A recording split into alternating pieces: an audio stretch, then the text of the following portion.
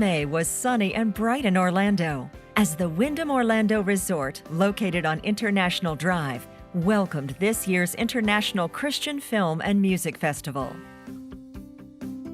Established in 2012, it is one of the world's largest and most influential Christian film festivals. The purpose of the festival is, number one, to spread the gospel of Jesus Christ through films. That is the number one thing for us. The second purpose is to connect filmmakers that are doing God's work so that they can learn more through the seminars that we have, so that they can connect with each other and know each other and work together and do bigger things. This year's festival was made up of film works from more than 50 different countries, including a wide variety of films such as feature films, short films, documentaries, animations, and student films. A themed concert was one of this year's additions, bringing a completely new listening and viewing experience on top of enjoying many different types of films. A number of lead actors and actresses who'd participated in the production of well-known films, such as God's Not Dead and War Room, were also in attendance. Many filmmakers exchanged ideas on film creation, affirming the important significance of Christian film festivals. They do such a nice job. They show so many films. They're so supportive of Christian cinema and faith-based cinema, and we're just really excited to be able to be here. It's one of the bigger ones in the country, so it's good to be part of it and be here. They've invited us a couple times before, but I've always been too busy to make it, so I'm glad we can make it.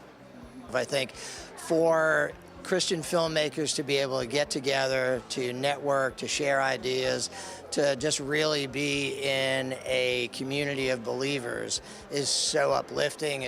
We need more of these across the country. We need more festivals. We need more recognition because there are really a lot of great messages that are being made by filmmakers.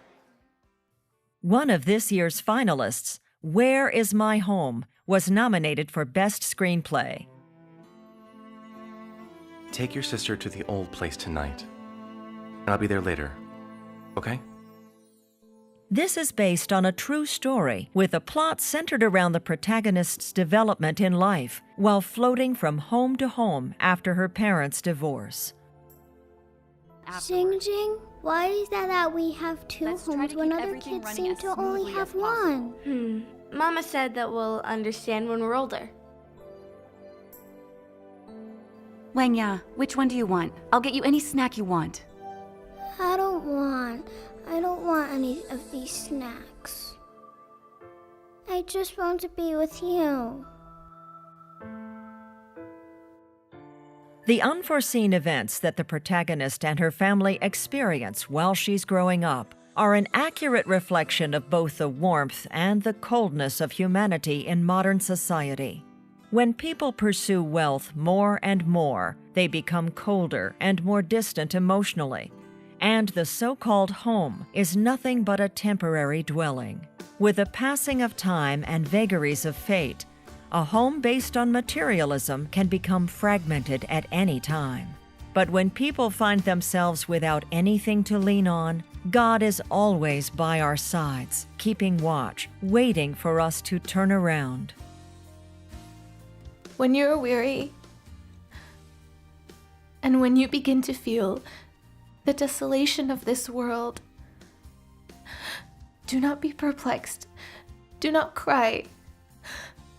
Almighty God, the Watcher, will embrace your arrival any time. You need to know that God is with us now. The church is our true family. We're no longer alone. And God's love is the only joy and peace. You can chase money, you can chase wealth, lots of wealth and fame, but God's love will be the only thing in this world that will give you peace. That's the main message I took from the movie. I think for me it was interesting that when you're really modeled God's love throughout the whole film, because as she was treated as a child, she had every right to be hurt and be angry when she grew up, but she wasn't. She was loving, she was accepting, she never was mad at her parents, so she was really modeling God's love before she really started studying. I think your movie is very well timed. I think we need this movie today in this world. I think it's very powerful. So I look forward to watching the whole thing.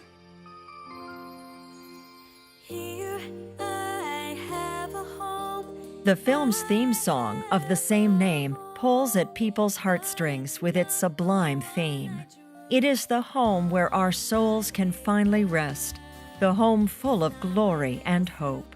Only if we come before God can we find a harbor for our souls, and only then can we have a real destination for our lives. The house of God is the only true home for mankind. First of all, I love the music. It was very touching. It started to make me tear up. And even though I felt her pain, and the acting was fantastic, and the message was fantastic, but adding the music to it just added a whole nother element to it. I love the song, The Tiny Suitcase. I will remember, and that's what's important about a film, is that the songs stick with you, and it did. I can see her with her tiny suitcase, and I remember that song. I like that very much. Something else that I'm very impressed with is that it's a church group that put this film together, that you all worked together and had a great story to tell. So I was very impressed by that also.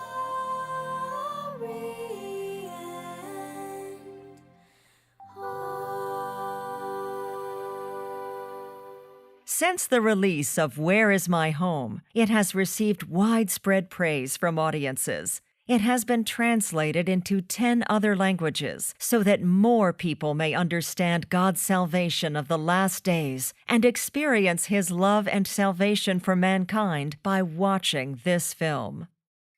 Report by Fa Xing, correspondent of the Light of Truth in Orlando, Florida, the United States.